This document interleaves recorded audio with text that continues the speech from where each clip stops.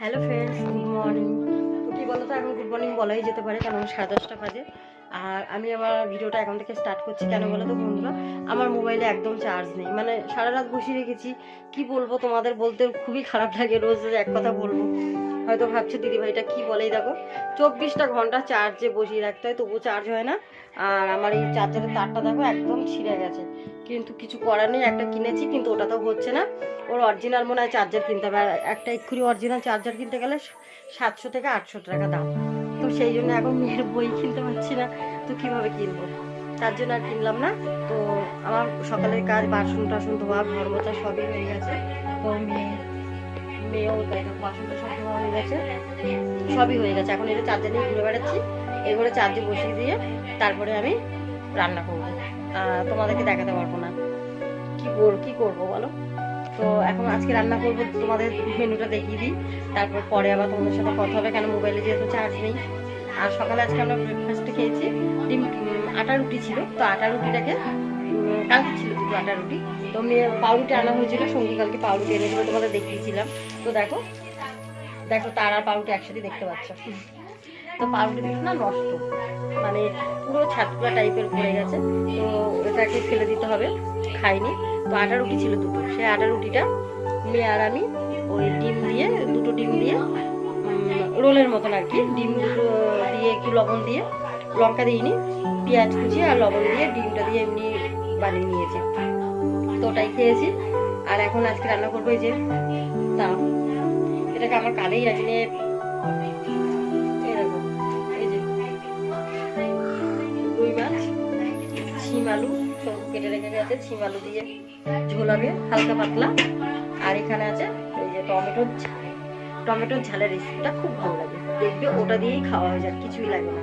আর এই যে ধনে পাতা কুচাবো আর কি, কুচাইনি, টমেটোর ঝালে দেবো আর মাছের ঝোলে দেবো। এটাই কি তোমাদের সাথে আমি আজকে শেয়ার করতে পারছি, কি করবো বলো। তো আর ভাত এখানে যে চালটা যেন আছে ধোয়া আছে আর কি, তো এখন আমি রান্নাটা করবো। তো বন্ধুরা, ভিডিওটা হয়তো তোমাদের আমি রান্নাটা আজকে শেয়ার করতে পারবো না, এরকম কড়াইতে বলেছিলাম। তো খাওয়া হয়ে গেছে, আর অনেক কথা বললাম। তো আশা করি ভিডিওটা ভালোই থাকবে।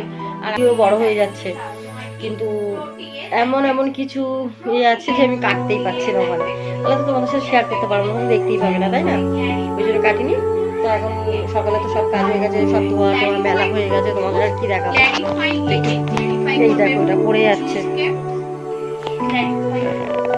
আর এই যে আমার মেয়ে এখানে হচ্ছে কিছু ক্ল্যারিফাই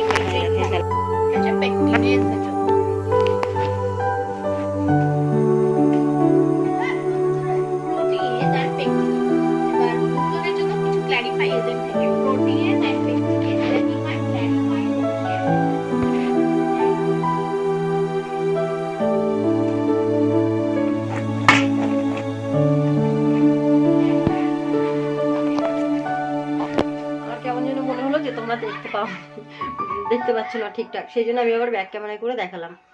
আর দেখো কালো কালারটা চলে গেছে না আগের থেকে, আছে এখনো কিন্তু হালকা। তো ওই যে আমাদের পাশে আর কি ওই যে মাঠটা, ওই সব বাচ্চাগুলো খেলছে। আর আমি এখন রান্না করবার, আলুটা তো আমরা নতুন আলু ধুয়ে রাখি, মানে যেহেতু বালি বালি থাকে, তো আলুটা ধুয়ে সবজি দিয়ে গেছে সকালেই, ঠাকুরের বাসনে ধুয়ে রেখে গেছে, পুজো দিয়ে দেবো। আমি শুধু স্নান টান করে, স্নান হয়ে গেছে একবার, দেখো করা। তো রান্নার পর আরেকবার করবো।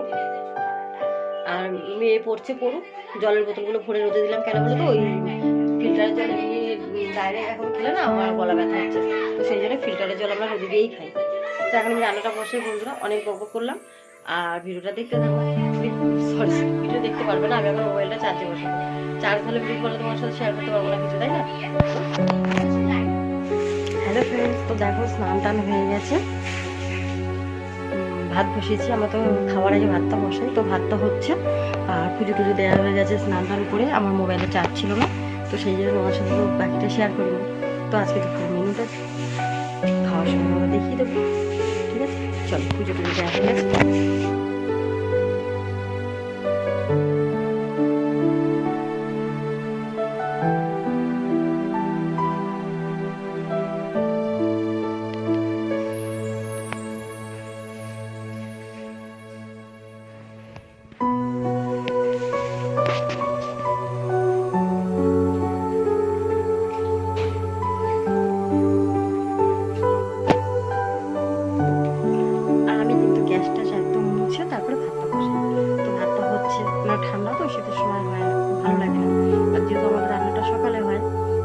না ভালো লাগে না। তো এখন হাতটা হোক আর ভিডিওটা দেখে দেখো, বেশিক্ষণ না আবার চার্জে বসাতে হবে।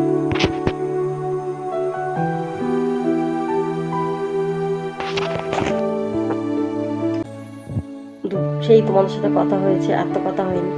আমরা দুপুরবেলা খাওয়া দাওয়া করেছি, মোবাইল চার্জে বসানো ছিল, থেকে তোমাদের সাথে তো আর কথাই বলতে পারিনি। তো এখনও চার্জে বসানো ছিল। এখন উঠে এসেছি, মানে এসে উঠেছে অনেকক্ষণ, সন্ধ্যা টন্ধে দিলাম, বাসন টাসন এখন গুছাবো দেখো। তারপরে রাতে আজকে ভাবছি রুটি করবো না, মানে আমার হাতটা ভীষণ ব্যথা, অত আটা মাখতে পারছি না। আর মেয়ে সারাদিন পড়েছে সকাল থেকে, এখন মেয়ে একটু শুয়েছি, বিশ্রাম করছে। তো আমি ভাবছি একটু চাল ধুয়ে ভাতটা বসাবো, ভাত খেয়ে নেবো রাতে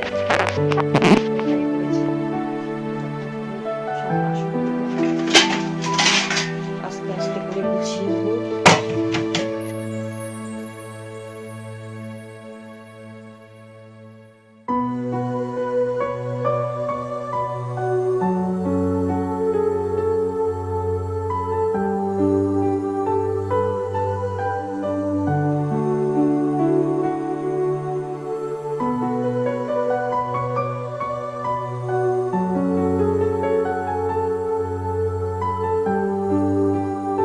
বসিয়ে দিয়েছি, কারণ আমরা যদি তাড়াতাড়ি খাই। তো মেয়ে একটু শুয়েছে, মেয়ে পড়ছিল তো সকাল থেকে। তো এই দেখো আজকে তো দুপুরের মেনুটা তোমাদের সকালে বলেছিলাম। তো এই যে দুপুরের রান্না আছে, এই যে আবার তো রান্না একসাথেই করে রাখি। এই যে মাছের ঝোল, ছিম দিয়ে ধনেপাতা দিয়ে, একদম হালকা মাছের ঝোল, কোনো মশলা কিচ্ছু না। তো খেতে ভীষণই ভালো। আর এখানে দেখো ভাতের জল বসিয়েছি, চালটা এই যে দেওয়া আছে, চালটা দেবো। আর দুপুরে আজকে তো এইটাই আমার দুপুরের মেনু ছিল। এই যে কালকের একটু বিউলি ডাল রয়ে গেছিলো, তো সেই ডালটা খেয়েছি, কেউ খায়নি, ওটা আমি খেয়েছি একটু আর রয়েছে। আর এই যে টমেটোর ঝাল করেছি, তো এটা আছে। এটা হলো আমাদের রাতের খাবার আর কি। তো এই দেখো সব আমি এখানে রেডি করে রেখে দিই। ভাতটা হোক, তারপর মেয়ে উঠলে মেয়েকে একটু ডাক দেবো, মেয়ে আবার খেয়ে পড়বে, পড়া থাকে না। আর বন্ধুরা আমি সব কিছু কাজ শেয়ার করতে পারছি না, কারণ কি বলতো আমার মোবাইলে একদম চার্জ হচ্ছে না। যেটুকু সময় চার্জ হচ্ছে আমি তোমাদের সাথে শেয়ার করছি। তো দেখো এই যে আমি সব রেখে দিলাম রেডি করে। আর মাছের ঝোলটা গরম করছি, এগুলো আর গরম করতে হবে না, যেহেতু ভাতটা গরম করবো, তো সেই জন্য আর গরম করার দরকার নেই, তাই না? আর কালকে কি রান্না করবো সেটা তোমার সাথে শেয়ার করবো। তো দেখো মাছের ঝোলটা গরম হচ্ছে, হয়ে যাক। গ্যাসের গন্ধটা কোথা থেকে বেরোচ্ছে আমি না কিছুই বুঝতে পারছি না। তো ভিডিওটা দেখতে থাকো। তো দেখো বন্ধুরা, রান্না টান্না তো হয়ে গেছে রাতের, এখন আমি খেতে দেবো। আর কি বলো তো, আমার গলাটা এত বসে গেছে, মানে গার্গিল করছি আর ভয়েস দিচ্ছি, জানো তো, এত সমস্যা হচ্ছে। আর তোমাদের সাথে বেশি কিছু শেয়ার করতে পারিনি, কেন আমার মোবাইলটা মনে হচ্ছে কোনো একটা প্রবলেম হয়েছে, কেন না 2-3 বার পড়ে গেছে হাত থেকে। কিন্তু পড়ে যাওয়ার পরে মনে হচ্ছে কিছু একটা হয়েছে, কিন্তু এক্ষুনি তো ঠিক করতে পারবো না। তো যাই হোক, রাতে রান্না হয়ে গেছে আর এখন খেতে দেবো। হাজব্যান্ড আজকে বাড়ি এসছে তাড়াতাড়ি, অনেক মানে কি বলবো, ভাগ্য। তো বাড়ি এসছে, তো বললো খেতে দিয়ে দাও, খেতে বললে খেতে দিই, নাহলে দিই না। তো যাই হোক খেতে চেয়েছে, আমি খেতে দিয়ে দেবো। আর রাতে আজকে রুটি করিনি, আমার হাতটা ব্যথা, ওই জন্য আটা মাখিনি। তো যাই হোক খেতে দিই, সাথে থাকো। আর মেয়ে খেতে বসেছে, মেয়ের পড়ার অনেক চাপ আর কি এখন। তো মেয়ে পড়ছিল। আর বন্ধুরা তোমাদের সাথে আমার সেইভাবে এখন আর কি ভিডিওটা শেয়ার করছি, কিন্তু কি বলো তো, এই চার্জারের প্রবলেম আর কি আমার গলার প্রবলেম, বাড়িতে এত ঝামেলা কি বলবো।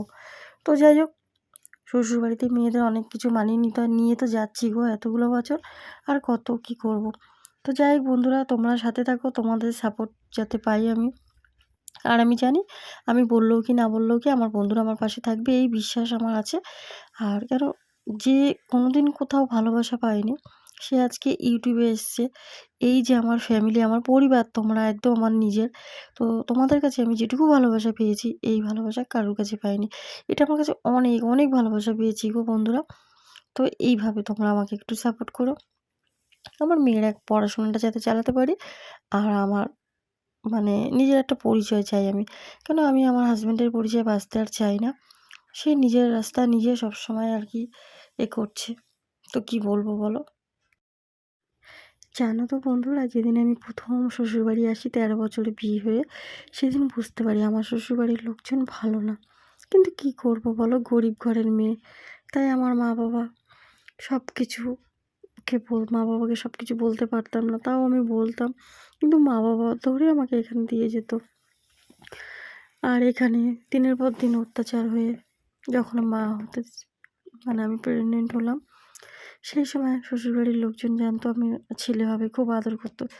যেই মেয়ে হলো সেই ফেলে আসলো আমাকে আর আমার মেয়েকে। কি করব? তো সেই যন্ত্রণা নিয়ে শ্বশুরবাড়িতে রয়ে গেছি। আর এখনো অবধি চলছে অত্যাচার। তো দেখো বন্ধুরা, আর কি বলবো পুরোনো কথা। তো মাথাটা এত ব্যথা, তো আজকে ভাবছি একটু তেল দিই, তাই সীসা তেলটা নিয়ে এসেছিলাম। কিন্তু দেখছি আমার শ্যুট করছে না। আর দেখো সার্জারির পরে কতগুলো ওষুধ ছিল, সেই ওষুধগুলো খাওয়া হয়নি। সংসারের এই অশান্তি ঝামেলা তোমাদের তো দেখিয়েছি। এরকম রাস্তা বন্ধ করে রাখে, বাড়ি থেকে বেরোতে দেয় না। কিন্তু আমি তো কাজ করতে যাই বাইরে, ওই যে মেয়েটাকে স্কুলে দেয়া নেওয়া থাকে না, তারপর শাড়ির ফলস পিকো লাগে, সেইগুলো নিয়ে আসি। দর্জি বাড়িতে দিয়ে যায়। কিছু পাশে কাকিমা আছে, ওই কাকিমাও নিয়ে আসে, এনে দেয় আর কি। কিন্তু আমার শ্বশুরবাড়ি থেকে বেরোতে দিতে দেয় না, কথা শোনায়, বলে কাজ করবে বাইরে গিয়ে, এখান থেকে বেরিয়ে যাও। কিন্তু আমি যদি এখান দিয়ে চলে যাইও বন্ধুরা, কোথায় থাকবো বলো? তার জন্যই তো। তো কি মানে আর সহ্য করতে পারছি না। এইভাবে কতদিন বলো তো? প্রত্যেকটা বাড়ির বউরা এইভাবে অত্যাচার সহ্য করবে? আর এখনো অবধি, এখনকার দিনে এখনো এই চলছে অত্যাচার। স্বামীর অত্যাচার, শ্বশুরবাড়ি, শ্বশুর শাশুড়ি, জা ভাসুর, তাদের ছেলের অত্যাচার সহ্য করে দিনের পর দিন এইভাবে আমি চলছি। এই যে শুয়ে আছি, এই মশারিটাও আমার কেনা, এদের কিচ্ছু না, সব আমি টুকটাক করে সেলাই করেছি, তাই কিনেছি। আর আমার মেয়েকে পড়াশোনা করাচ্ছি। তো যাই হোক বন্ধুরা, সব তো তোমাদের বলি, আমার যেটুকু আমার কষ্ট দুঃখ আছে, আরও কিছু কথা আছে আমি বলতে পারি না। আমার শ্বশুরবাড়ির লোক সবসময় আশেপাশে থাকে, আমার যা ভাসুর কান পেতে থাকে, আমি ভয়েস দিই, তাই আমি তোমাদের সব কিছু জানতে পারি না। তবু আমি এখন সোশ্যাল মিডিয়ায় এসেছি, কিছু বলতে সাহস পাই, শুধু তোমাদের ভালোবাসায়, তোমাদের সাপোর্টে বন্ধুরা।